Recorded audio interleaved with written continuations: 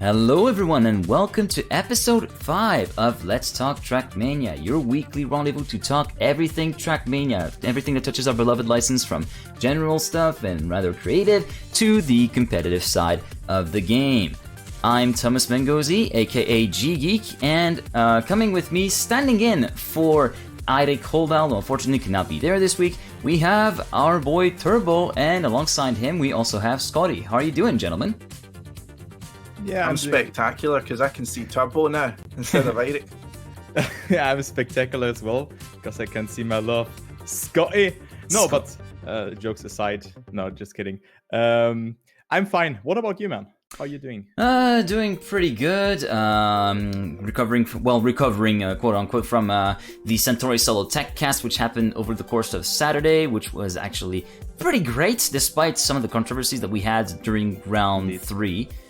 With the timing advances, but we're not here to talk about that today. In fact, we're going to be talking about some subjects about the community influence of Trackmania, especially in the nations department. And yeah, I guess we can basically get started right away with you, Paul, in terms of what we can actually say about maybe the influence of the French community and how the portion of other nations being involved in the game has slightly shrunk over the years.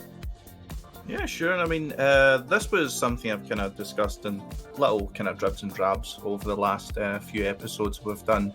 Not necessarily just solely focusing on the French community, although the influence from the French community does have a kind of large knock-on effect due to the changes that have happened, but more looking at how the scene for Trackmania has developed all across the world through time, simply through since this game came out, through its peaks, through its troughs, through its highs and its lows, and taking a look really at how, as I said, the nation scene has developed, how we've seen some nations thrive, some have certainly not thrived, how we can see we can look at simply developments across regions, Europe, South America, North America, so on and so forth. And we can look at the kind of Trackmania interest as it's changed, as I said, through these different periods of time and through these different parts of the world. And perhaps if we can even get an idea of what caused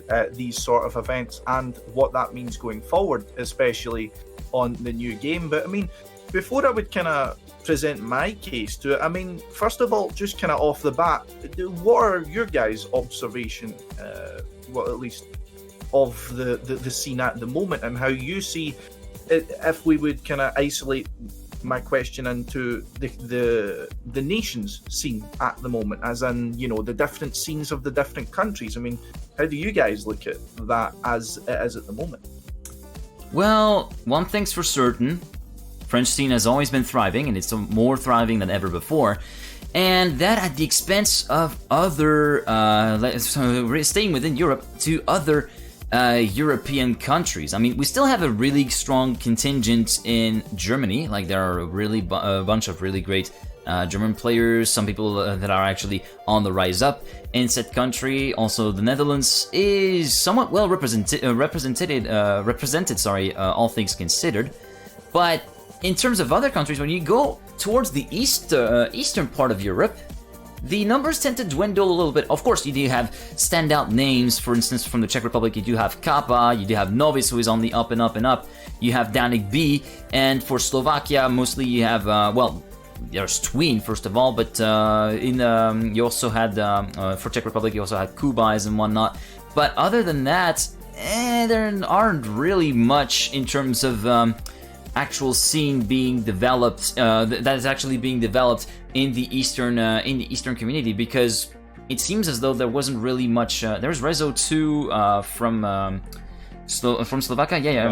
I think you're right, Anto. Yeah, but otherwise, the more eastern you go towards the in Europe, the lesser the number count is in Trackmania, and I feel like it's reflecting a lack of interest, given how the focus has more shifted towards basically the core audience, which is basically mainly comprised of French people, let's face it, and not much has been made for the international players. And most people, like most of the other players, like the standouts, really stay by passion. That's my point of view. Okay, so what I want to like consider is also the Baltic scene, because we had the Baltic Cup going on. So this scene is also really rising. But what I have really like experienced from my like casting point of view is that we have so many new French players. Like we have all those young people like from France coming up, and then you have like people, maybe Granadi is one of the newer player, but he's not as young as the other players. But if you look into a profile of a player like 15 to 16 years old, now Gwen of course, but also very like diverse players from all over France who are really like playing, and from other countries we don't really see a lot of like new players coming to the game. Yeah, I mean, it's something I've looked at certain trends since my involvement of Trackmania started, because in my journey, I mean, as a player, this wasn't really something I worried about, but I took a team leader role in Team A New Era relatively early, around about 2016. So at that kind of time, that was the kind of first experience I had of the kind of French domination of Trackmania, so to speak. Not necessarily just in a results capacity, as in you have a lot of good players, but the trends as to what I would look, why I wanted to bring this to talk about, is how this affects the other kind of sides of the game, so to speak. A simple example. So if I was attempting to recruit a player in Trackmania, if he was French, there was a high chance he would not want to go to my team, because my team is not a French team. My team is a multinational team. Their primary language would be English. It's a problem I encountered numerous times, that if I did have French players, they would end up leaving for our French lineups, as they, of course, prefer to play with their compatriots. And it was really my first experience with how the community was dominated by a single region, and how that kind of affected my ability to kind of integrate into the community, as I of course recognise. I mean, I suppose you guys being from France and Germany, I would say the two most strong scenes, so to speak, at least in the competitive side. I suppose I've not really got that experience of being in a scene of, or at least for a nation, which, say I could play for a team that's all UK players or all Scottish players or something like that. I mean, I'd be fielding a one-man lineup most of the time, obviously. But, I mean, just to kind of isolate onto that point, I mean, how have you guys felt in terms of how your own scenes have kind of changed or flourished or adapted, so to speak, throughout the years? I mean, of course, with you being French and you Turbo being German. I would like. I wonder if you would maybe you wanted to start with this, maybe Turbo. I would like to chip in a little bit later on this. Yeah, sure. So I'm playing this game for 11 years already, so I can maybe like tell my lifespan of this game. Of course, I was starting playing this game only casually. I would not really consider myself like a competitive player. I mean, I really started playing competitive when there was the Zerator Cup 4, I think, if I recall it correctly, where I was starting to train those tracks, and I started playing before that with mostly German people, because I was not really able to speak English in a really, really fluent way or something like that. But before that, I really felt a very, very strong impact from the French community. I got into contact with some players, but other than that, I didn't really have like a clear German clan. We were all like really like, how to say that, like diverse countrymen. But when we were talking before I was really good in English, I was mainly talking to German people. And when I switched to Trackmania 2, I really had this French impact from Zerator coming and for the hype of this competition. But also there, I didn't really play too much with the Frenchies. I was mostly playing with the Polish people named Danio and Plasterex. And yeah, I mean, I was not really a person who always stick to being with German people or something like that. Well, for me, my perspective is a little bit more convoluted than that. I came in pretty much. I'd say that I started playing online, really starting to delve into the online and competitive stuff around towards the end of 2016, September 2016, if I recall correctly, when I integrated my first team, which was a full French team, as a matter of fact. And I've really, I've been also on and off of the scene for a while, but I've also seen, this kind of refresh of the player base over time, where some of the, even though I was pretty new, I still had, a few names that stuck out at the top of my head because of some fun events that I've actually taken part into, and I actually was playing with them. So names such as Roa, names like Kronos, things like Yo-Yo and whatnot.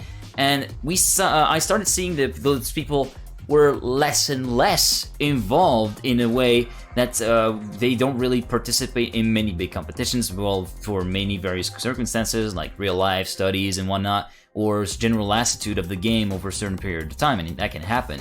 And I've really seen the kind of player base really refresh, and those kind of new bubble popping up in terms of French players, which has a really, well, with some really good up-and-coming talents, such as Gwen, from Game Ward, really young player, but also in terms of also the mentality of some of the players. By mentality, I mean how they approach basically the game, and also community interaction. Some people trying to be memers, but sometimes being a bit more offensive than others. I won't actually name anyone here because I don't want to actually take shots at anyone. But I feel like there are some people that are a little bit on the edgy side, in my honest opinion. That's my opinion. You do you. But yeah, I've seen the community refresh over time, and seeing this new influx of players with people that honestly don't know some of the big names. And sometimes when I ask them, I'm like, yo, bro, dude, you really don't know that about the history of Trackmania? It's sometimes kind of baffling me, but somewhat understandable, I guess. I mean, okay. Sorry. Yeah. I mean, I just wanted to add something, but not related, so just go ahead. Sure. So it was something I was wanting to kind of address, was this bubble you were talking about the kind of refresh of what is essentially primarily been a refresh for the French scene. With, of course, the obvious event that would come to mind has been the continued exposure given by large French personalities, primarily, of course, Zerator, the Zerator Cup and so on.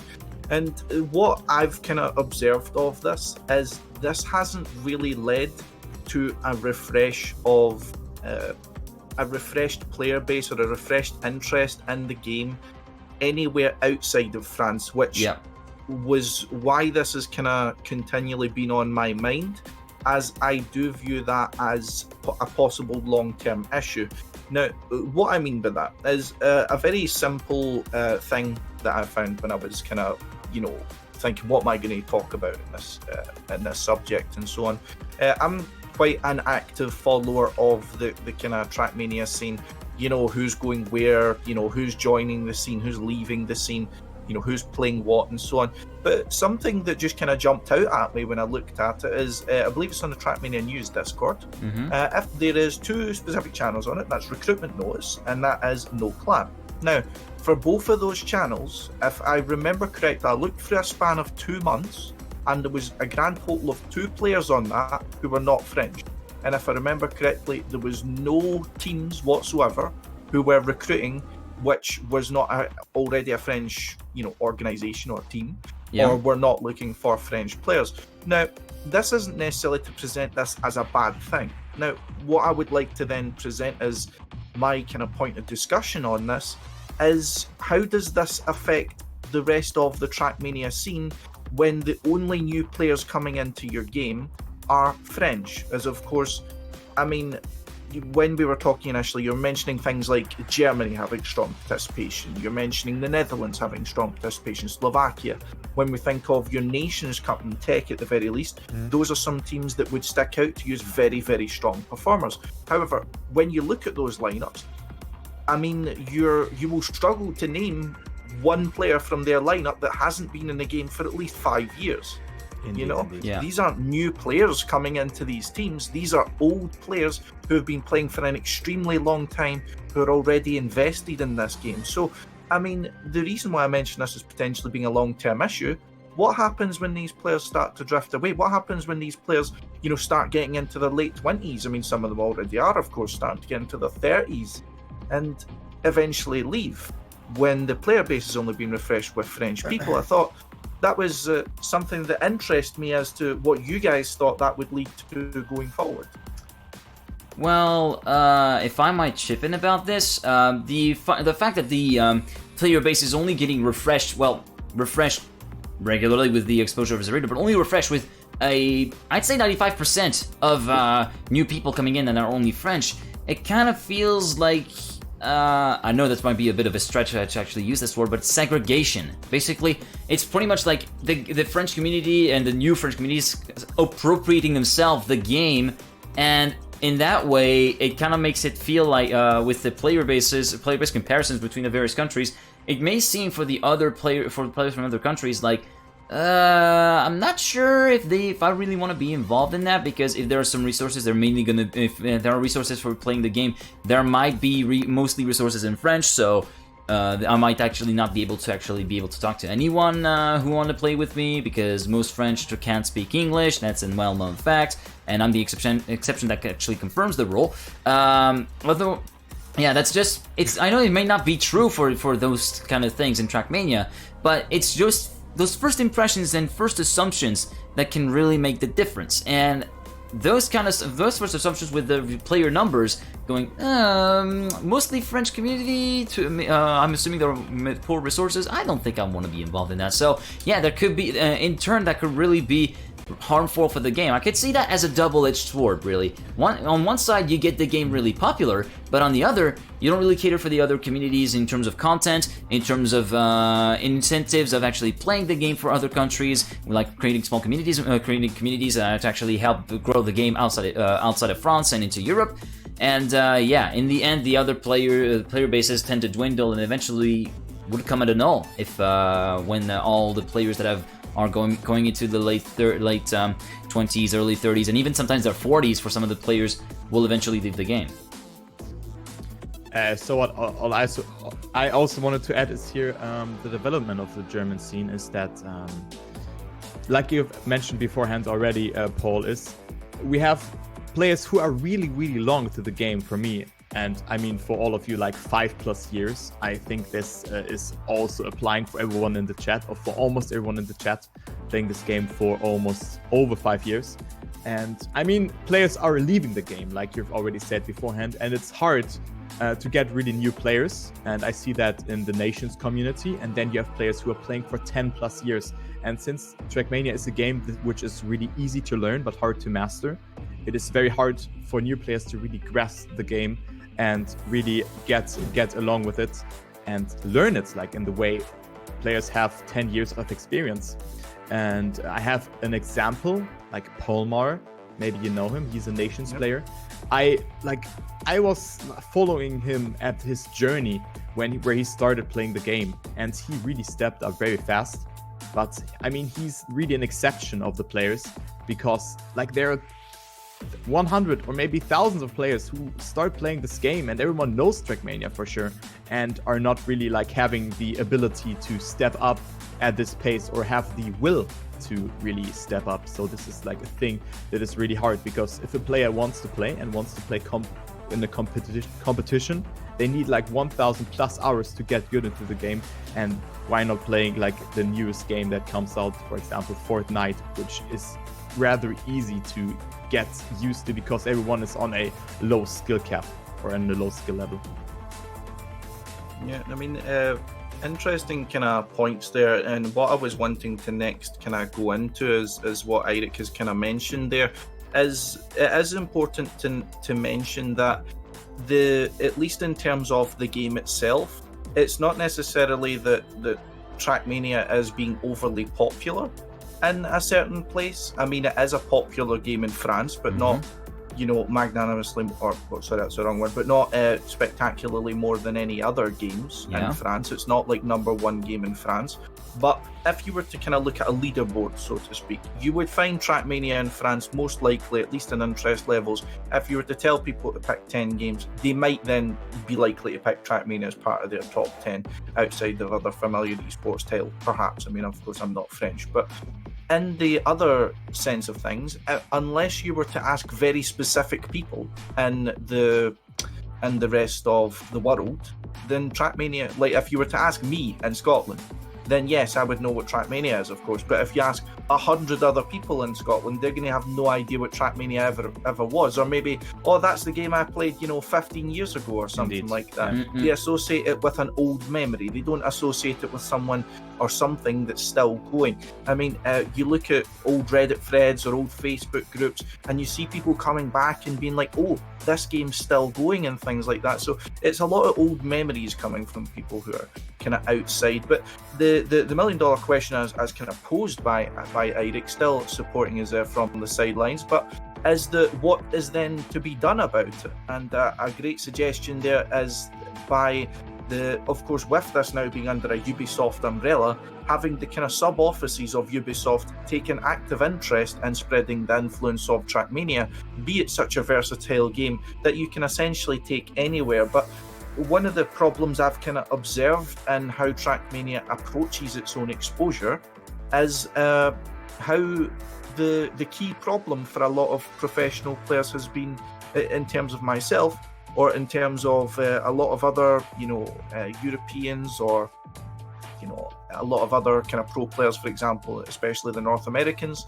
is that the only events that ever really happened, I think since 2015 or 16 was the last NES, every single event has been in France. Yep. It's all been either in Paris. I believe there was, of course, the Zerator Cup's been in likes of Strasbourg and so on. And the most recent one, at least it was significant. I mean, you do have the gatherings, which is more of a kind of local thing from Denmark. I don't believe that's currently ongoing. But also the Nest was the last one, if I do remember correctly. Yeah. Before that, you had smaller tournaments here and there.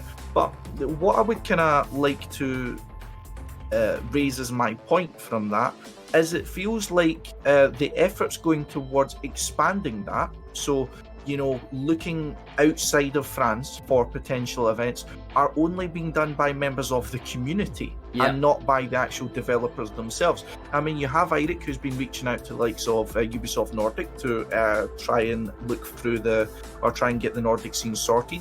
You've got the Hungarians who have their kind of own little bubble. They attempt to organise their own kind of LAN event each year.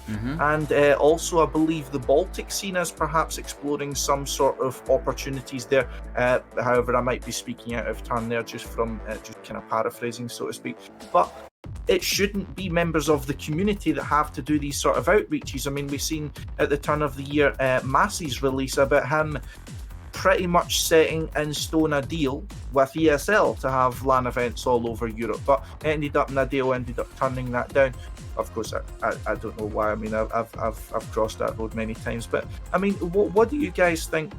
At least to the, why, if we look at the kind of the professional side of things, that Trackmania, at least in the past, even I suppose even if you're looking at Nadeo's side of things, would look even much further back. I mean, 2011, 10. Why hasn't Nadeo really looked outside their own borders, do you think? Okay, you can start if you want. No, just start. I'm pondering my thoughts here, and give me a sec for this.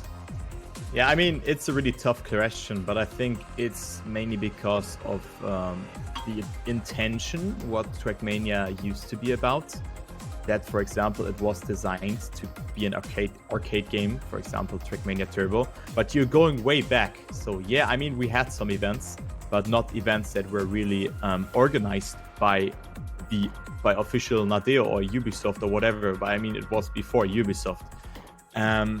Maybe it was the lack of success in the competitive scene that, like, there were bigger games there and the player base was not really that competitive and only like casual. But it is really a hard question to answer. Yeah, it is really hard. Maybe Geek, you have more about that, because I have to think a little bit more over that as well. Well, I certainly can't really go back as far as Paul is going, like 2011 or even further than that, but I would say that essentially, yeah, you're absolutely right. The fact that it's actually been community driven. All the events that have been happening offline, at least in Trackmania, especially like there wasn't an incentive from the editor of from the publisher of Trackmania, be it Focus Home Interactive or Ubisoft, to actually push the game to ESWC. I feel like it might have been a pick of the committee of ESWC back when the game was released, when the game was specifically made for that. It only stuck in because it was a popular pick until 2015 was the final competition, and it got dropped in favor of other competitions, and eventually with the expansion of the ESWC to other frontiers such as Montreal, Africa, and so on. But that's another tangent altogether. And I feel like it's really something that we are missing here. I think we really do need either the publisher or the developer, or both in tandem, to actually work together and actually promote this to promotes like either community-made events, or actually take charge of the community organizational aspects to actually get into other parts of Europe. For instance, I would be down, mark my words, even as a Frenchman, I would be down to actually fly to Gamescom in Cologne to see a fucking Trackmania tournament and actually see that on stage in front of a bunch of thousands of people. I would definitely be down. So yeah, there's definitely a market there that has not been tapped all that much. And yeah, as you said, outside of other countries, outside of France, which has been mainly supported by ESWC up until 2015, and then now they kind of took charge-ish with Mini Planet World Cup from 2016 onwards, and then with the TMGL being developed. Yeah, you're absolutely right. It's pretty much been a community-driven effort with the gatherings in Norway and so on that have been done. And yeah, that's really what we're cruelly lacking, sadly. I mean, if I can kind of play my own devil's advocate in this kind of sense, I mean, I have been to quite a few LAN events myself. I mean, I've been to Gamers Assembly since 2017, Giants Cup and Gaming Winterfest and so on. If I can kind of bring the own counter to my argument when we talk about things like introducing the game to another market. The problem is with this is I'd like to bring back something I did say previously. With the bubble of interest which really has came into this game, with the wave of people who've been kind of invested in watching Trackmania and playing Trackmania, it has all came to and from one nation, and that is France. Now, there has been interest for these events in other places of the world, you know, shall we say Germany, for example. There was talks at the end of last year, if I remember correctly, there was one for Rotterdam. I'm pretty sure there was talk of being a tournament and things like that. But what I would kind of like to introduce as being my own devil's advocate is we could set up a spectacular tournament for Trackmania. We could, you know, go to ESL1 Cologne, and they've got, you know, massive capacity for events and things like that. But the problem I would then look at this is when you look at a Gamers Assembly, right?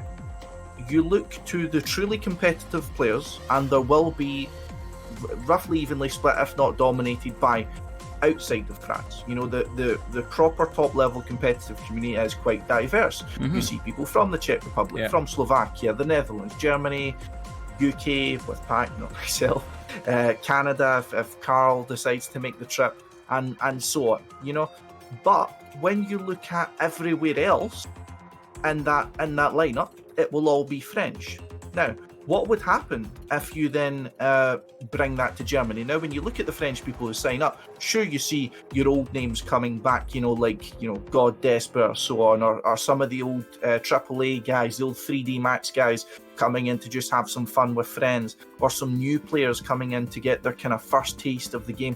People who are still around this scene, this kind of French aura, so to speak. And of course, it's easier for them to go as they're close to it. But what happens if you do that in Germany, for example? You don't have that boom of new players in Germany. So you're not guaranteed to have that many players from that side of things going.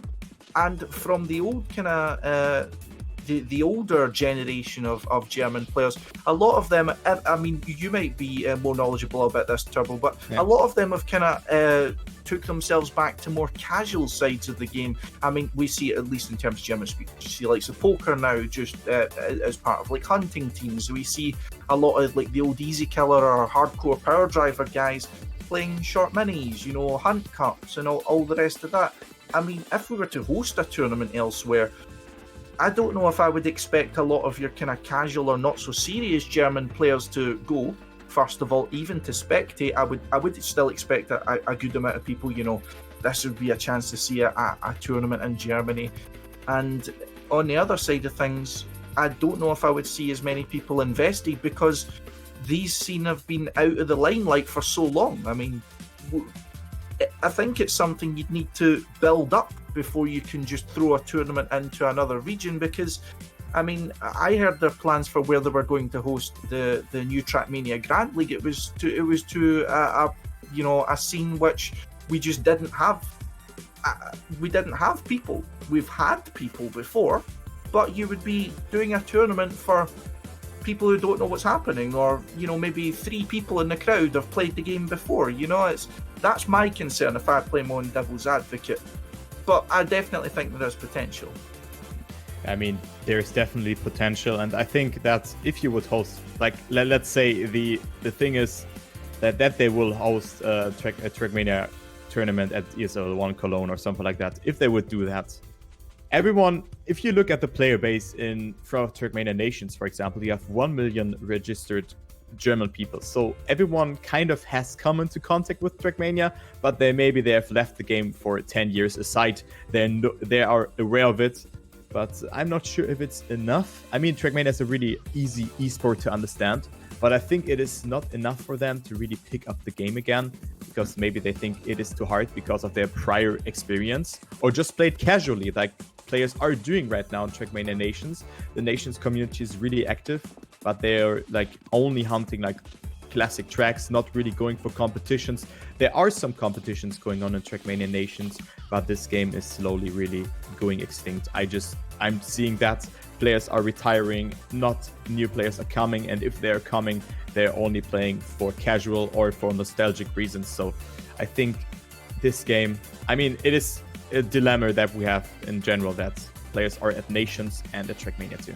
Yeah, it's kind of like a bit of a weird thing to have those different revisions of the same environments. Kind of going off on your tangent here, Turbo. To have those same revisions of the environment. Like we have 3 now. We're gonna have a 4th one coming in 2 weeks. That's basically is kind of like spreading like to the general community over a kind of really wide base, where basically everything can vary widely depending on which version of the game you are. For instance, like ESWZ with the buggiest environment, you gotta avoid the Rammsteins. Then you had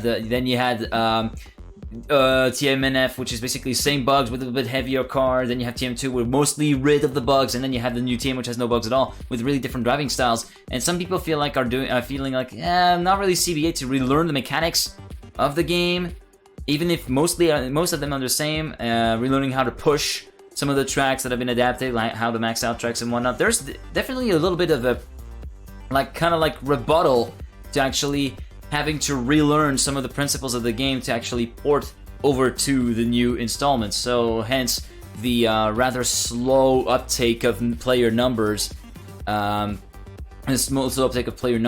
in various games. And it's indeed a sad thing that we are and it's not seeing as much of an intensive refresh, should I say, in the other countries than in France. Well, in France, it's mainly due to a massive push from streamers and celebrities alike.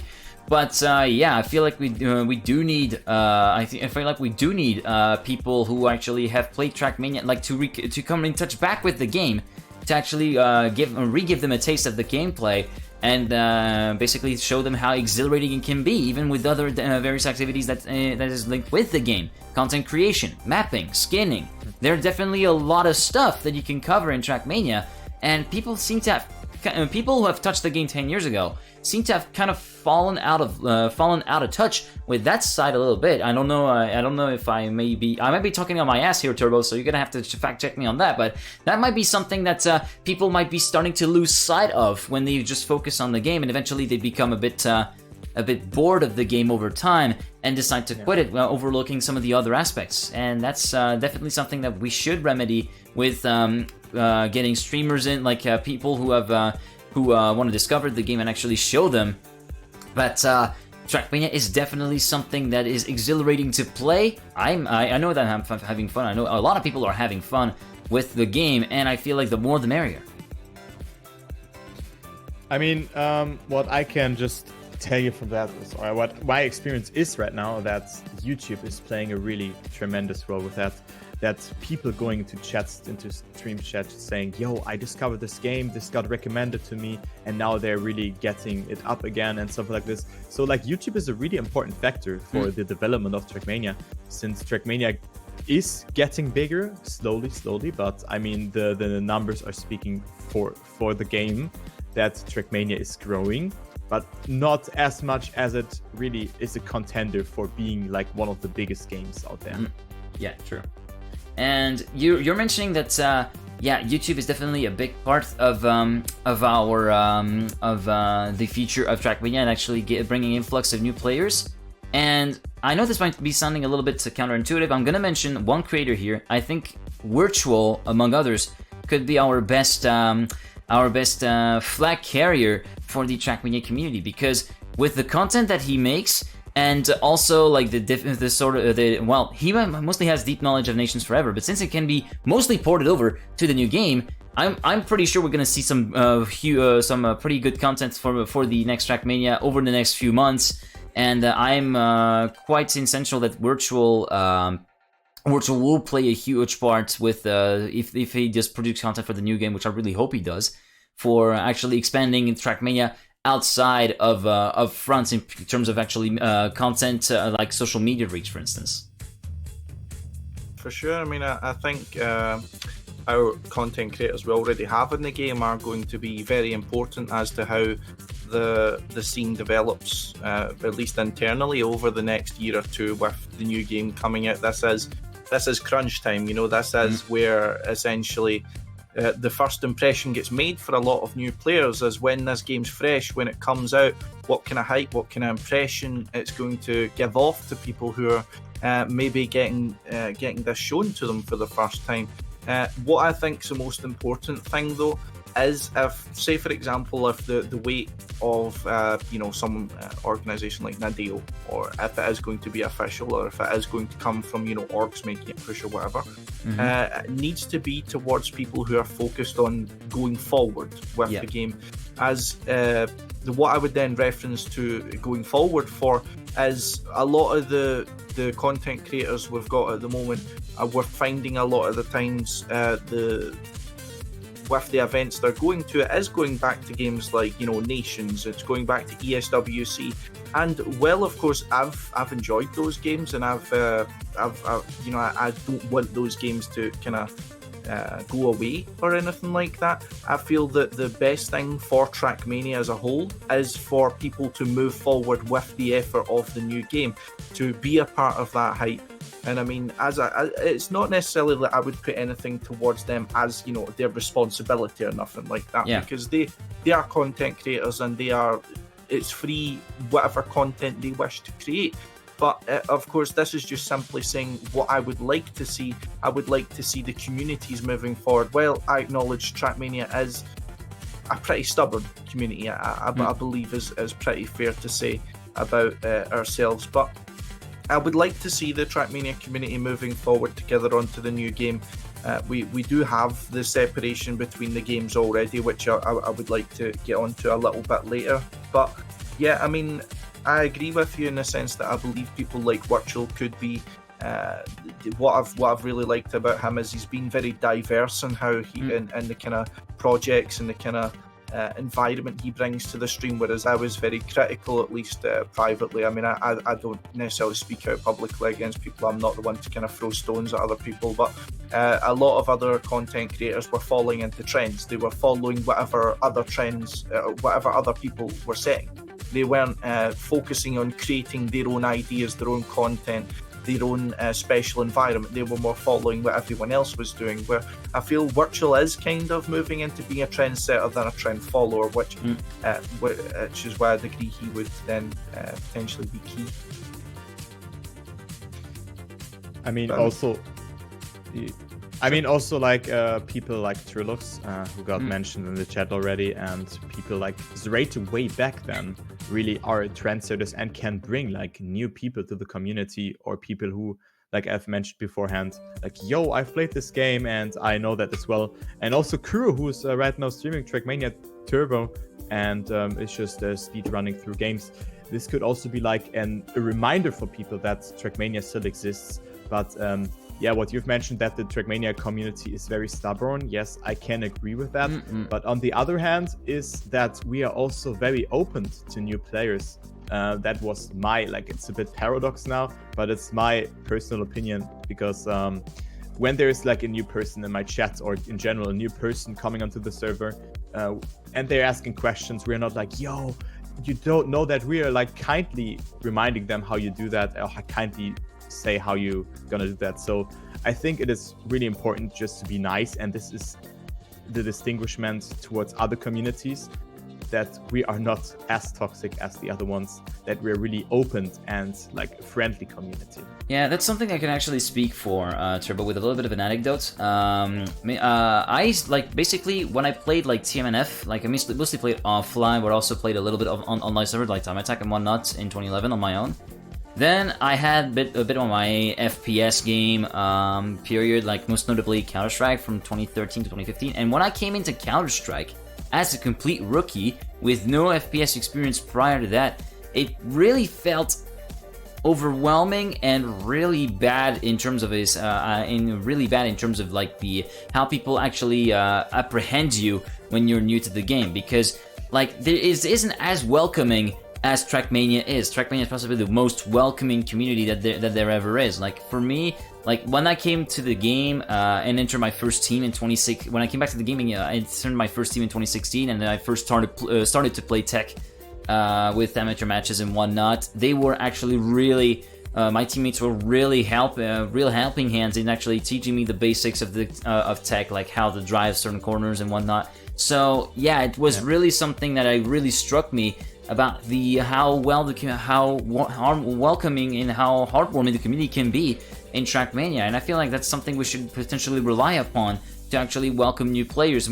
Say, hey, we are open to, we are completely open. We'll teach you stuff we have. We have plenty of resources that you can use to learn the ropes of the game, and also and get you started in to compete, for instance, or get you started mapping all kinds of maps, from casual to competitive maps, or get started using the media tracker, for instance, to make your own screenshots and replays. There's a ton of stuff that the community can do to actually guide new players to stuff that there is to do in Trackmania, and I feel like that's something we should really leverage.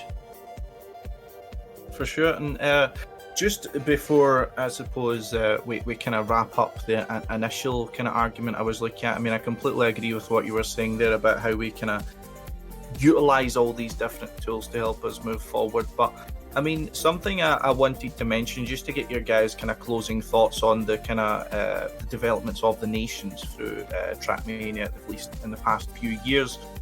Just before we kind of wrap that up and look at the kind of separation of the games moving into the new Trackmania, something I wanted to get your guys' thoughts on. I apologise if I kind of trail off a little bit here, but something that had been on my mind through looking at the now Trackmania Grand League influences. Of course, it was rather controversial through the start of 2019, as I'm sure you guys will remember, when it was essentially informally announced that that Nadal would not then continue setting up their own Tech World Championship.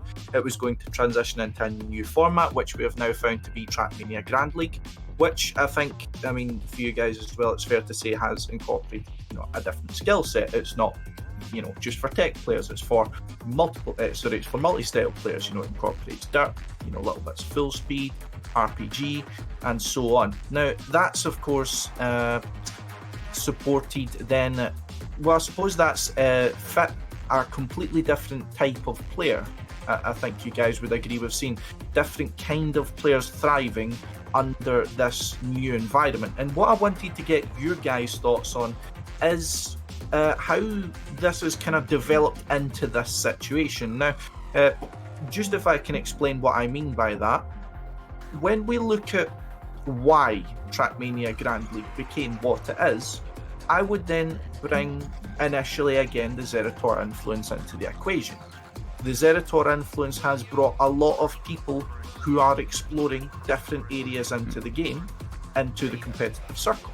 You know, a lot of people who play LOL maps, or you know, a lot of people who again are more focusing on the little tricks and little nuances of Trackmania, brought them into the competitive scene. And throughout the last few years, you've seen a lot of kind of grassroots cups coming up, like little small, Zerator type cups, or little small multi-style cups. I mean, I know Turbo's done fantastic work in casting a lot of these grassroots. Yeah, you know, I've been watching. But a lot of these kind of grassroots events and things like that. Something I wanted to get your guys' thoughts on here. So, throughout this surge of interest, from when Zerator's hype really started reaching its maximum, so shall we say 2017, 2018, that's when we've seen this kind of change coming. That's when the primary style, if I was to paraphrase that, has then shifted to be more of a multiple style. So all of these kind of players which you're seeing now, thriving in OGL through the past season, who you're seeing thriving now in your multiple styles. Of course, I mean, another shot for people in the chat for Gwen, you're seeing people like Shilio, Bad Lulu, you're seeing new, all the versatility players, a lot of, Binks, of course, name any, of course, primarily French player you would like. But what I would then look at from this is, I think this is very much shifted how the competitive scenes actually looked like. Because if you looked at it this way, right, since 2015, when the Zerators really got going, all of the tech players have still been playing tech. They've been playing tech lands, they've been playing tech world championships. They've not been practicing all these other little cups, other than when they've went to go for these, when some of them are, I don't know, going for fame, going for money, try to play in front of a crowd for Zerator, great idea, of course. I mean, I'd certainly try if I was good enough. But something which I would like to get your guys' opinion on. I think a lot of the reason why we're seeing a kind of thriving kind of French competitive scene is because the scene has changed to suit primarily French people more. And what I mean by that is, with all these little grassroots cups that have been happening all these, past 3, 4, 5 years, it's only really been French players who've been playing them. You do have your little enigmas. You have people like, say Marcin, you have Grenade, you have, people like yourself, Turbo, who play these cups and as such are more well-rounded players. You have people like Marius. But since they're now changing it all over to this style immediately, you're seeing the tech players are all flustered. They're all trying to get into OGL and they're not coping well at all. They're finding themselves down the divisions and all the rest of that. But you're seeing your French players kind of thriving as they've been practicing this kind of shit for years. But I wanted to get your guys' kind of thoughts on that. I mean, how the scene has kind of, I would say it kind of crudely and say the competitive scene has kind of shifted to suit more to play into the hands of essentially the French community. I mean, would you guys disagree with that, or is there kind of other points that you think of this? I wouldn't necessarily agree to the fact that it would have been a ploy, so to speak, to actually make make a French instantly the dominant nation above all and anything else. I definitely wouldn't think that. But yeah, it's true that we definitely seen like a huge shift into how we went from highly specialized knowledge of tech by most players. Like you wind back a few years, you wouldn't imagine Pac, for instance, playing multi-style cups in 2015. Nobody wants that. You wouldn't have expected him to play that. But slowly we have seen that. That slowly shifted with the rise of the Zerator Cups, with the offline events being held.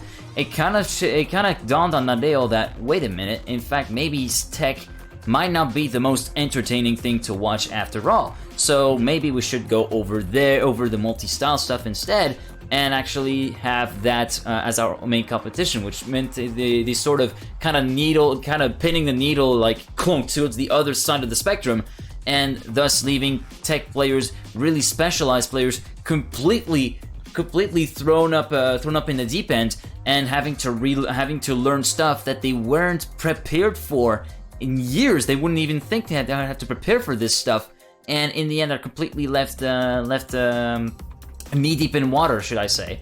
And also, yeah, the fact that we shifted from a rather polished style of play, with tech being mostly about avoiding the Rammsteins as much as possible, getting the lines absolutely right, getting the perfect drift for the perfect entry, to the knowledge of tricksters, such as, for instance, knowing how to nosebug properly, for instance, knowing the grass slide mechanic, or knowing the nosebug mechanic, bug slide, bug slide or nosebug, for instance, to actually get it, or even the back wheel grass slide to get a tighter turning circle. The kind of knowledge of these tricksters is somewhat primed over the basic, basic quote unquote basic racing knowledge, which is basically all about racing lines and timing of the drifts and so on.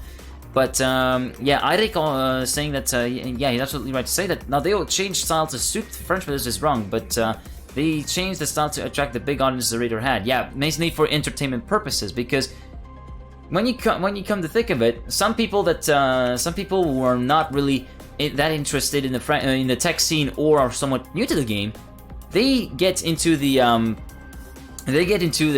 a tech meeting, like they see, oh yeah, it's really close, but I don't know what the fuck's happening. Whereas, in the end, it's all pretty predictable, because most people have trained the maps, and there's not that much factor of randomness around it to actually want anything to happen.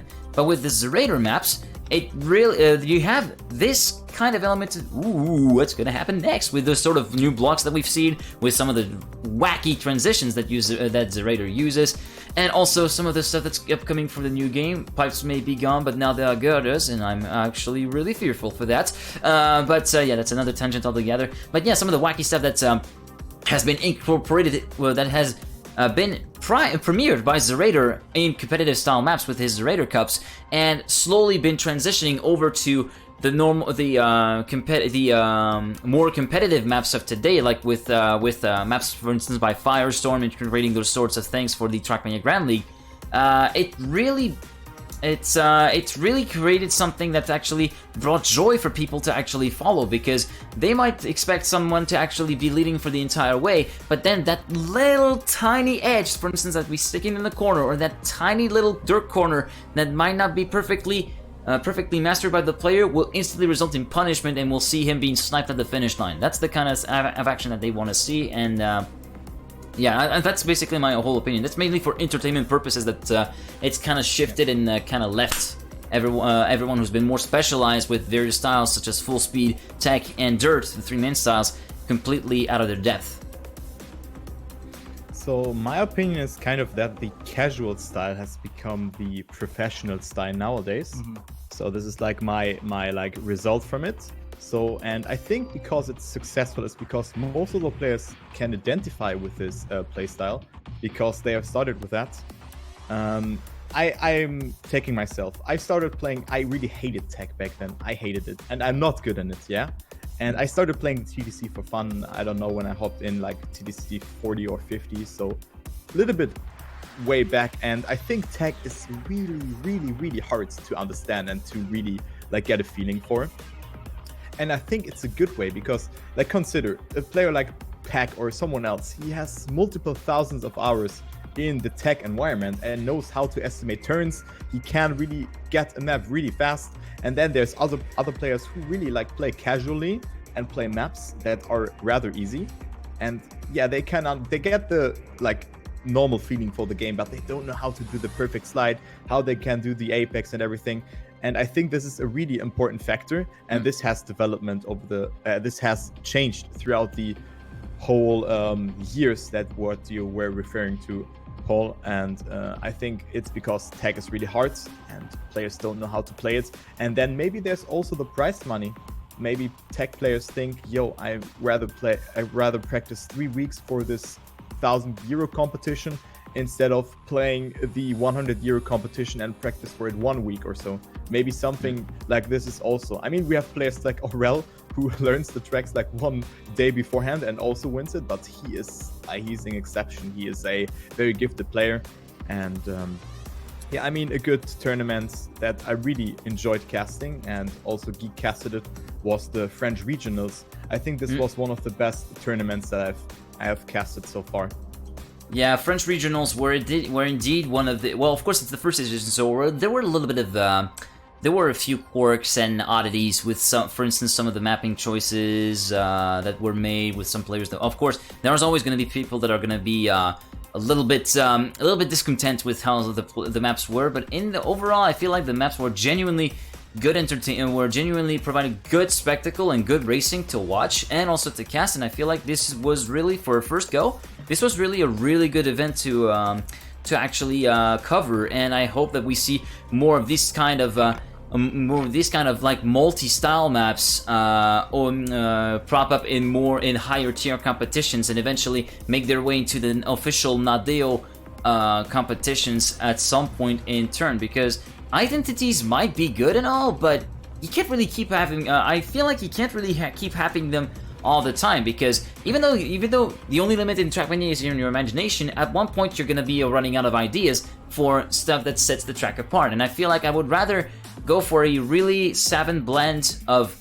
the 3 main styles of Trackmania, Dirt, Tech, and Full Speed, to make a good competitive map, rather than have that and have something that really have something just for the sake of having something that sticks out of the map and that can be pretty much of a bit of a pain sometimes to actually follow. Like for instance, I don't really have much of an example that I could say, but some of the TMGL maps, like Control Tower for instance, that was just pure downright silliness to have that kind of like multi-tier jump, and sometimes, of course, it made for some good spectacle, but I wouldn't consider it to be providing good racing. Yeah, I'd agree with you in that sense. I mean, when a lot of people heard the multi-style direction that they were going in, the first thought that came to people's minds were the likes of the old SEL tournaments or the weekly races for Spams or Frostbureau's weekly race or the G4S weekly race. That was what people had in mind, especially when they were introducing an endurance idea for it. But they've kind of tried to mix competition and entertainment in a way that, I mean, some people have been satisfied and some people haven't. But what I wanted to also ask your guys' opinion on is, how do you think this looks going forward for these scenes? I mean, we know the direction Nadeo want to go in. We've had the beta season, we've had Grand League Season 1 to look at. Now, I mean, we saw the reaction to that. It was very public in the tech scene. You saw people retiring. You saw people being very outspoken. Now, I all in all believe it's a good direction to move with the TMGL. I mean, whether I agree with it being tech or multi-style or all the identities and all that, it really doesn't matter. But I like the efforts that are being put in, at least. But I mean, we've seen that especially a lot of the people who'd been committed to a style like Dirt, Full Speed, Tech, you're seeing a lot of top players losing interest. You're seeing, for example, Dutchy is one of the prime examples, a very, very outspoken individual, but he has been very vocal and has distaste for TMGL. We've seen the likes of Silver putting up a lot of tweet longers about how he's kind of lost interest. We've seen the likes of Omnipots and Mass stepping away from the game as a result of their differences with the developers' direction and things like that. And I mean, what I kind of worry about for this is, I mean, I've had a conversation with one of my good friends, Dank, in terms of, or Dank Raptors, you guys may know him, about how this is kind of worked for, or how this kind of moves forward for Trackmania, because with how the elite level that some of these top tier Dirt players, top tier Full Speed and top tier Tech players, I'd specifically focus on the Tech players, if they committed to the multi-style environment, they would be very successful at it, I believe. If your top tier players, like say an example who's not already dabbed their feet in it, say Novus, for example. If he committed to learning other styles in the same kind of fashion he's committed to learning tech, I would predict he would have a lot of good results in multi-style if he really tried his hand at it. I mean, tech gives you a really good base in Trackmania with accelerating and braking, just even simply looking at that. But what does this now mean going forward? That a lot of these players who've committed years upon years trying to get elite level in their environment are now, it's as if the goalposts they've been aiming for are now over there, you know? The goals they were aiming for are now no longer there. It's a lot to ask of people to say. I mean, I was put in that position. I mean, I've always been a more versatile player, but I was always aiming to be one of the best tech players.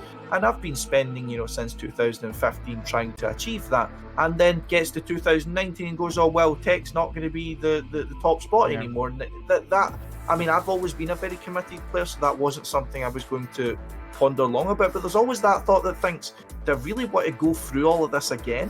All of this learning process, learning everything else, and when I've just managed to get to or close to the level I wanted to be. I mean, this is something that concerns me, because I think a lot of the players who were very involved in the scene might drift away, and that concerns me in terms of how we then refresh a player base for those who are going. I mean, the true competitors, the likes of your Kappa, a prime example, are adapting, are bringing themselves into it, and the best tech players are top of that. I mean, you see Tweak, you see Kappa, and of course a lot of other players, I mean, like myself, are trying to get involved in it as well. But it's a long process. But I mean, what do you guys think that this direction change means going forward?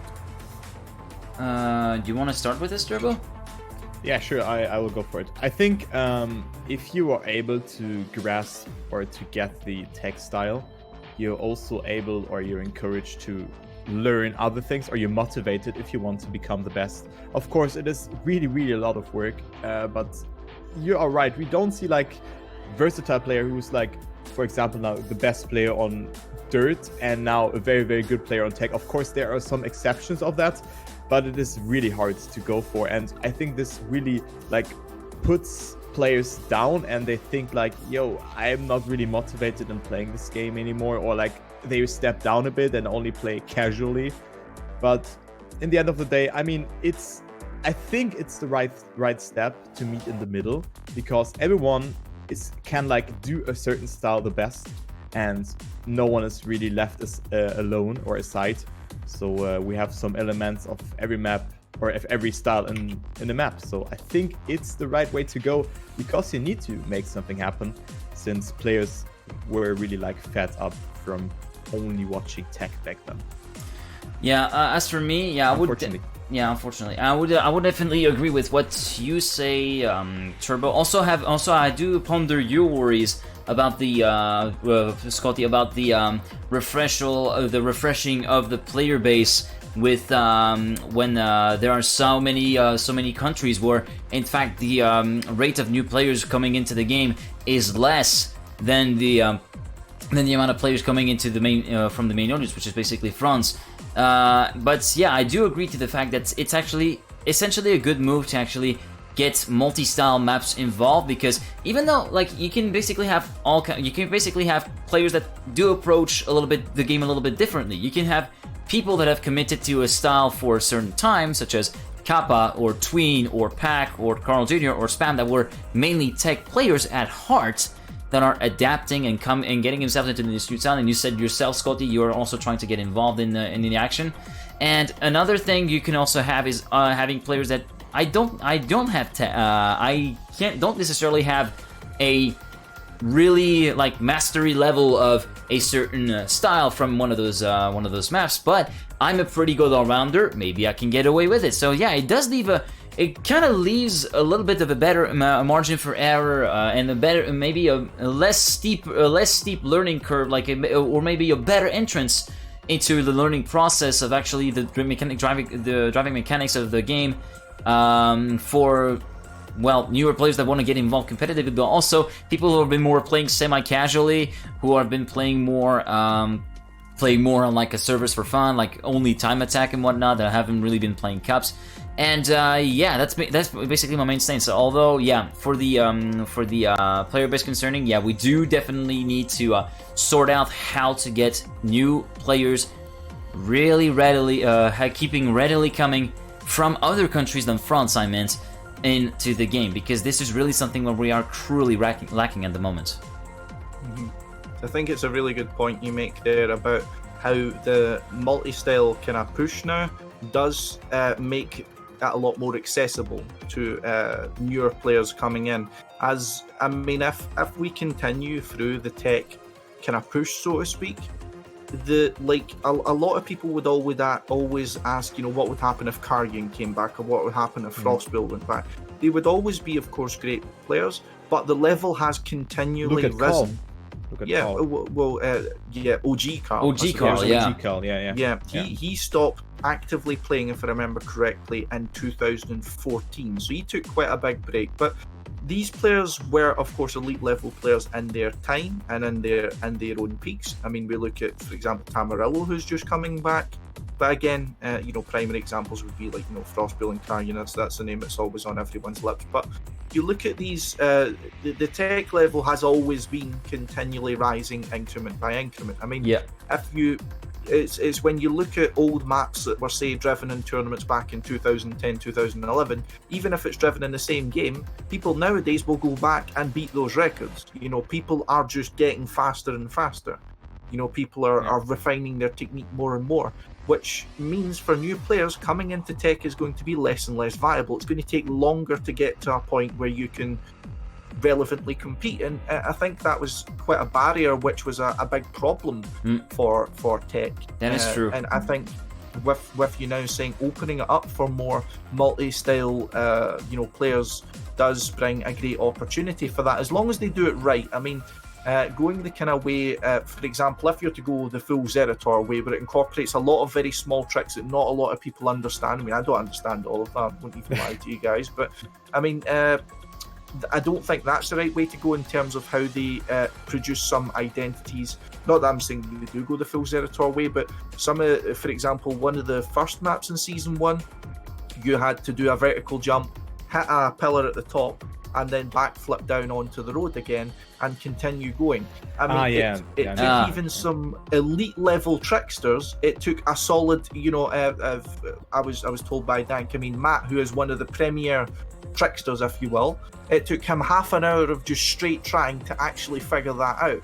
I mean, you take a new player, they don't even know how to control their car in mid-air, never mind how to master the nuances to be able to even perform the map correctly. So I think it needs to be done the right way moving forward, but I would be greatly interested to see how this kind of encourages new players to get involved. But something I'd like to kind of use as a transition, I apologise if you guys can have more to say about that, but I mean, coming into the new game and knowing that Trackmania Grand League is going to be the premier driving force for this new game, do you think now that it has kind of encouraged new audiences with being more accessible, that might mean we'll see a kind of thrive in our communities that we've been talking about, not only through the rest of Europe, but Keely, as you know, I suppose a part you would specialise a bit more on, Turbo, is through the TMNF communities, through some of the grassroots communities that still do exist, that still do have a strong bond together.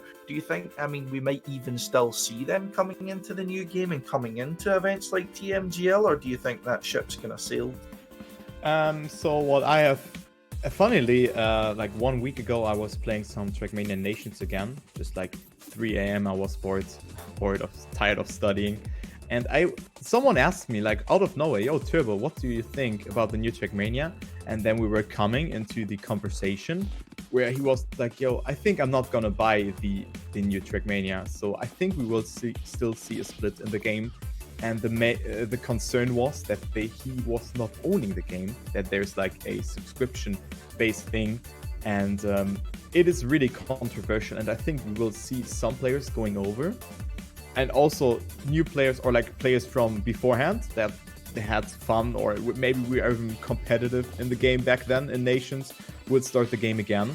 But on the other side, I think that's not every player, or like some players will try it out on the free-to-play version, but they will always compare it with with the actual Nations game, and then like the main concern will be the community, because the main community will stay in the old game.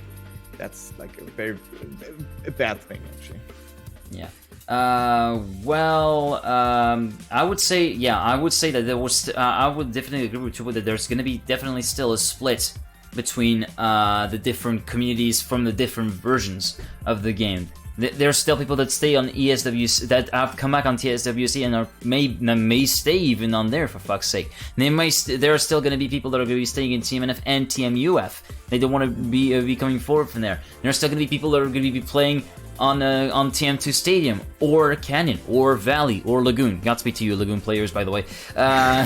Because, yeah, that's kind of sad already. So, yeah, there's definitely still going to be people that are going to be stubborn, but I'm still expecting quite a few people. I'm not giving, like, any rates or whatever, because that's kind of like taking a shot in the dark.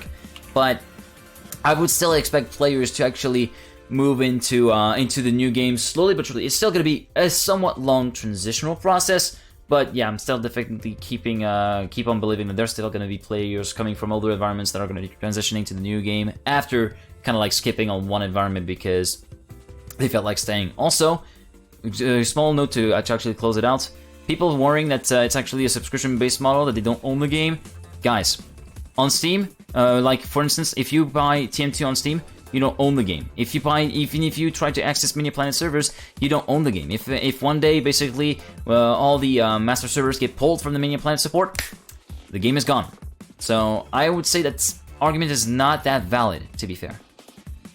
I mean, I don't know, but you can still play it offline. I'm not sure about that, how it will work with the Uplay thing and everything, but yeah, of course, yeah. I mean, the master service as well, and I think what will be the cuts, I'm not sure how long the master service for Trackmania Nations in general will last for, because it's still a free-to-play game. We have United, where players have played for, but yeah, that's a good point that you've mentioned there. So, and yeah, also, what I wanted to say is about the events is that we have right now very versatile events with Zerator and like Zerator style events, then a lot of tech events. Also, Dirt full speed is lacking a bit, but we had a full speed event as well, the Glitch Edition. Yeah. But I hopefully that this will be better in the next game, that we have like for every style an event or like a multi-style event, but it is very hard to get like everyone something from the pie.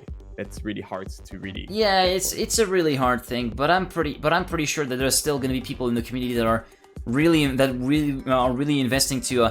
Even though multi-style is going to be the way to go competitively, I hope that I'm genuinely hoping that there's still going to be some people that are going to be investing themselves into actually setting up like specialized tournaments to actually give a little glimpse into some of the potential of Trackmania, to kind of like a tie, like we can have that as a tie into multi-style. Like sure, multi-style is a big thing, but then there's 3 main styles to master: Dirt, Tech, Full Speed. If you want to become a master at Tech and learn all of the tricksters, you can participate in Tech tournaments, and you could have a subdivision like that. And Dirt could have the same ramifications, same as Full Speed. So yeah, that's definitely something that I'm really looking forward to. I think I've said pretty much everything that I want to say on the topics for tonight. Anything you want to add, guys, or? Well, just one kind of final kind of point to put to you guys. I mean, it sounds awful, so I'm doing an interview asking you guys so many questions, but I mean, what I was saying about, or what you guys were also bringing up about the community split between all the different games, if you were a decision maker, if you could influence the decision makers, how would you approach the sort of players who are saying to you, who are responding to this new game announcement, I don't want to change, I want to stay on TMNF, I want to stay in TMUF, I want to stay in TM2? I guess the $1 million question, I'm sure they'd like to know the answer to. I mean, what do you then say to those people? How do you convince them to continue to become a part of the new Trackmania? How do you bring them into that game? Which is what I think not only Nadil will be wanting to know, but also a lot of your tournament organisers will be interested to know, how can we influence some of these players who have kind of been left behind I mean, do you think Nadal might end up just looking at it and saying, look, I mean, if I can coin a French term, it's probably very, poorly translated, but c'est la vie, just let them do what they want, or let them stay there if they want, or are they going to actively try and encourage these people to, to come with the game's direction? So. Well, I would definitely be against the latter approach of the whole thing. Basically, going on a pretty much like quote unquote genocidal crusade to actually convince them, like basically this. I don't want to pull a Spanish Inquisition. Monka W. I don't want to pull a Spanish Inquisition on the fan bases from the older games to actually convince them get into our new game. No, I definitely don't want that. I definitely say, look. The game has this to offer. I could definitely run them down on what's on the similarities between that and TMNF. What's completely upgraded with that. Also, some of the trade-offs that you would have to do with that, and also say them, hey, there's the benefit. Of course, we're going to be supporting that game for many years to come. You're never going to get bored of the solo campaign, for instance. We're going to change that every 3 months. There's going to be leaderboards every time that are going to be reset for each campaign. You get to compete for each campaign and so on. I feel like it's definitely that's definitely the way I would approach it, and I would say, okay, we've shown everything. I hope we've convinced you. If not, if you want to continue to stay within TM2 or the older versions, fair enough, so be it. But make sure that you acknowledge that this is there, and we're still going to be welcome to you if you want to actually give it a taste, and if you want to if you like it, eventually transition. We're still completely open, and that's the way I would approach it. I mean, I have still a very, very great influence in Trackmania Nations since I was founding the Luckers clan, and there's a tournament going on at the moment. And I'm listening to people, and I just said to them, for example, yo, you could play at this Trackmania 2 competition, for example, because I can really see that you're a good player. For example, Eprotitsu, a really, really good player. He could storm competitions. He is really good, and he's not interested into that. So I mean, we really have to check what the player's interest is in, because in Trackmania Nations, there's the comfort zone, there's the clan, there's people that they know for 5+ years where they're playing together with every day or weekly on a weekly base. And I think we should aim for the players who are really curious in new things. If you see, oh yeah, I want new things and the updates, this is really important to get. They could try out what I would recommend to everyone who is playing Nations or who is playing any game. Just test the game. It's for free, right? It's for free. And if it grabs your interest, then give it a try.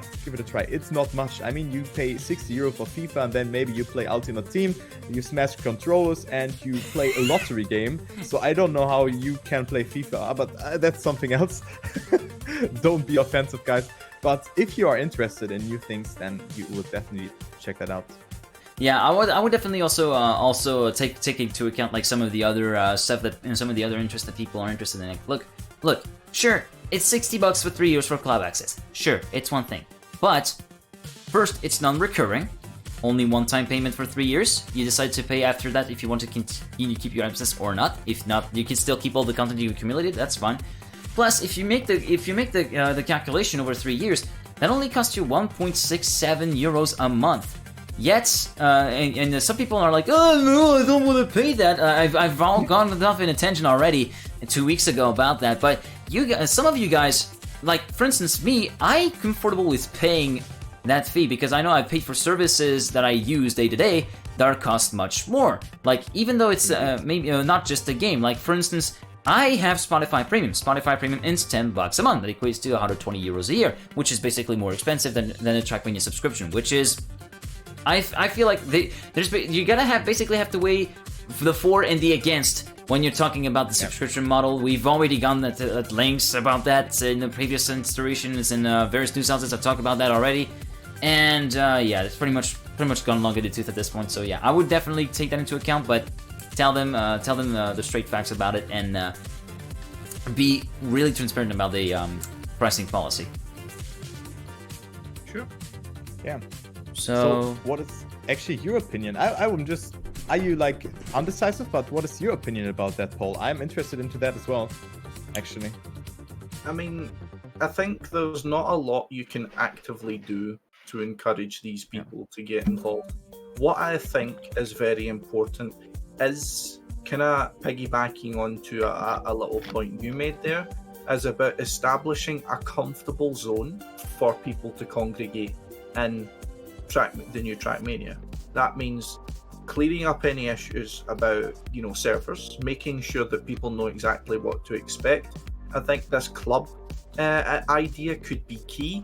I mean, for example, if Luckers was to become a club which they could congregate around, and these people would be able to establish their comfort zone in a new game, then I think that's extremely important. And I think that's the efforts they should be focusing towards, is making sure not only do people who have been playing this game for a long time feel comfortable when they move into the new Trackmania and they feel they want to stay, but players who are moving into Trackmania for the first time get that same community feel that these players are sticking around TMNF for. We want to give them that feeling. We want to give them this game to stick around instead of them going to another game which is not being supported and sticking around that because that's where they're getting the community feeling. Whereas a lot of people have been having issues in TM2, like there's always but there's more people playing in the TMNF servers than there is on TM2. And for example, a lot of people are always, when tournaments are being trained for in TM2, it's always locked away in some, teams are locked on their own servers, everyone's hidden away, so to speak, instead of joining together and being, playing together instead of just playing with your own kind of isolated group. So I think giving the new game as many tools as possible to aid in community growth will be the most important part. And if they do that, great.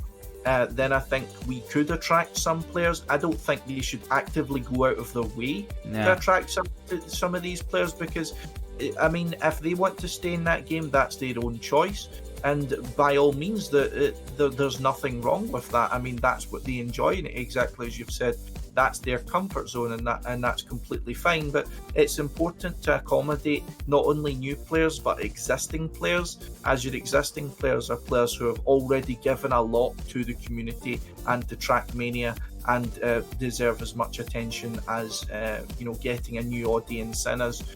I mean, to just add a tiny bit on to the point we've already spoke about there, we spoke about all of these, communities which we've lost. We've had those communities before. We had to have them to lose them.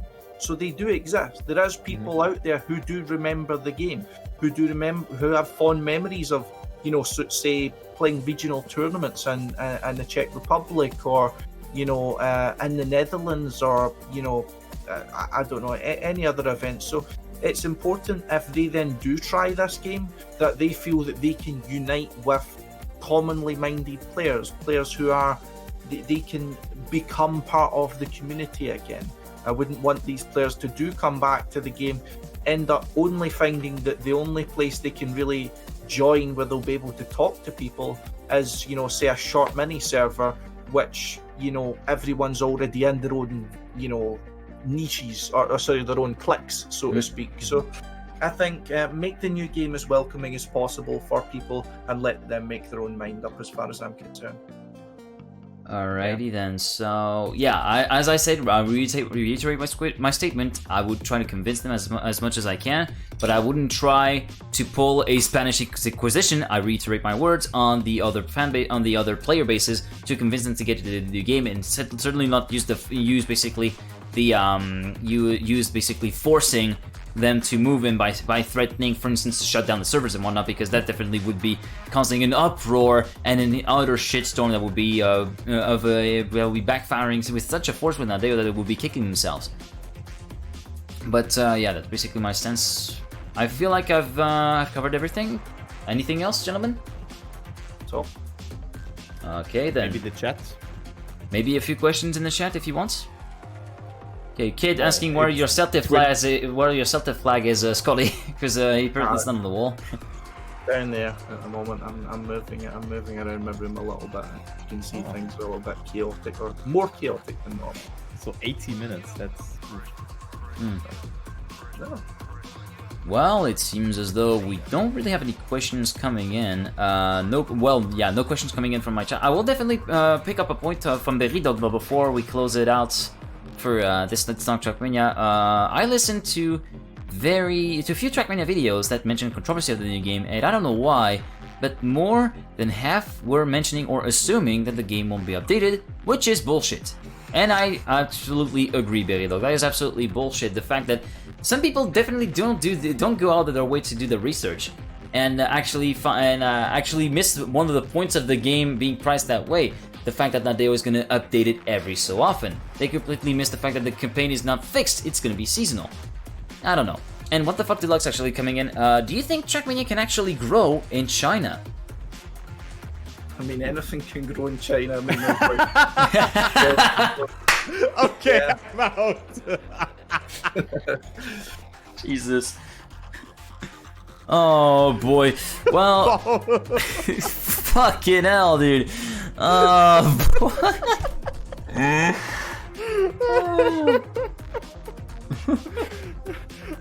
I mean, He's not wrong, but that's a bit Not of wrong. that's a certain way to put it, isn't it? Oh boy. Well, on a more serious note, it depends on their marketing, on Ubisoft's sake, on how they plan to attack the Chinese market, and on Nadeo's stance as well. Well, basically, we've seen basically the reveal of how the skins are. If this of course that's a bit of a reducing thing. Whatever. Don't take my mind seriously about this. If the skin for China is this epic as we've seen on Twitter, then fuck yeah, we're gonna have 1 billion people joining straight in. I would definitely say that. That would be somewhat saying that as a layman though. That's not a serious opinion. Don't worry. I haven't been drunk, by the way. I mean, the thing is that China are living in their own world, kind of. True. Yeah. So, I mean, I don't think that they really we would really feel the impact that much here. I mean, of course they will play and they will watch the tournaments, but I can't really get how they can get to us, because there's everything. I don't want to get offensive here, but everything is kind of different there. And I think it would be a great choice, also with Brazil, that Matt, for example, got into the Trackmania Grand League. Yeah, true. It was a very good thing that we got the South American side into there as well. Yeah, that's definitely true. Yeah, you're absolutely right in mentioning that China does live in their own bubble. So maybe there's going to be a big community out there, but it's going to be kind of like maybe we're going to have separate contingents depending on continents. So we're still going to have a European contingent that I hope will grow more in various countries, but then you're going to have more of a SEA or General Asia kind of contingent forming with the Chinese, maybe Koreans picking up interest in the game. That will be Pog. Also Japanese getting involved, and then you would I would definitely like to see a bit of a North American push being in there, especially with Carl Jr. being Canadian. It's a little bit of a shame that we have a Canadian player that doesn't really actually can't really act as a really lever to actually attract players from North America, from Canada, into the game, funnily enough. Even though we do have some very good Canadian players. Excusez-moi les Canadiens, pas taper, c'est juste pour un point général. Hein. Sorry for the little French parenthesis. But yeah, I would definitely love to see players from the influx of players from the US, for instance. But also South America, you mentioned that with Matt coming in as well, and maybe Latin America also. I would definitely like some people from the North American, from the Central American countries such as Mexico and so on to actually come into the game, because I feel like it would definitely get a breath of fresh air. Yeah, indeed. We have not really seen Mexican players or players from other countries, China or South Korea or Japan. I know one person, Yukuru, he's called, or Yuki, I'm not sure, but he's in my clan, and he's the only player from Japan that I actually know, and there are only a handful of players who are actually playing this game, who are good in it. So yeah, it would be cool to see, but how you want to get new players into there? Would you take a influencer or a gaming YouTuber or whatever and show them, yo, this is Trackmania, show it to your community, or what would you do about that? You mean other countries like Japan and so on? Yeah, indeed, or just Mexico, or like the Spanish-speaking countries. For Spanish-speaking countries, well, yeah, definitely going for the influencer. It would be definitely one of the main ways to go about promoting the game. Basically getting an influencer to play the game and actually say, hey, look, there's this thing coming from there's this thing coming from France. This game's called Trackmania. It's actually really good when you actually get to play the game. You can try it out for yourselves. It's free, and if you want to support the developers, you can pay to get more features and support the development of the game throughout the years. That definitely would be a good way to go. So I think we've covered pretty much everything, guys. So thank you very much for tuning into episode 5 of Let's Talk Trackmania. Hope we'll see you next week, hopefully with the full roster back into full swing. But thank you very much, Turbo, for coming in onto this episode of Let's Talk Trackmania and actually sharing a little bit of your experiences with us and helping and actually debating with us with the influence of the evolution of nations communities throughout the entire game. Yeah, it was very fun. And anytime again, just hit me up if you are missing on someone, or if you just feel like, yo, I don't want to have Eric in here, and then I'm in here. No, but it was really fun also with the talk to you guys. I mean, we're knowing each other for quite some time, so that's pretty good. It was really fun. Thanks. Alright, so make sure to follow each one of us on Twitter to keep up to date with what we post on social media, at LuckersTurbo for Kai, at TMScotsman for Paul, and for myself at GGeek. So yeah, that's been Kai, that's been Paul, and that's been Thomas Mangozi, aka GGeek. This is the end of episode 5 of Let's Talk Trackmania. Godspeed, people. See ya!